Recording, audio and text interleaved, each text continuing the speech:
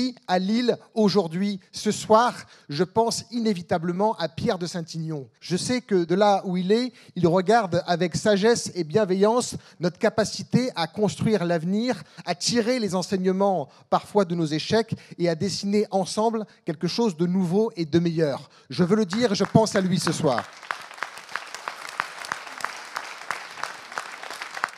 Je suis venu avec plaisir et avec fierté parce que dans les Hauts-de-France, nous sommes en train d'incarner le laboratoire de ce que doit être la France demain. Une France de gauche, écologiste, rassemblée, unie et fière qui porte un projet dans la diversité pour notre avenir, pour nos enfants. La liste pour le climat, pour l'emploi a fixé des objectifs très précis, très ambitieux et qui nous permettront demain de proposer un vrai projet alternatif à celui qui est porté par Xavier Bertrand. Je n'évoque pas le projet de Chenu, il n'existe pas. Qu'importe l'élection, les recettes sont toujours les mêmes pour essayer de faire peur à nos concitoyens. La liste pour le climat, pour l'emploi, elle porte avec force des propositions sur le champ de la santé.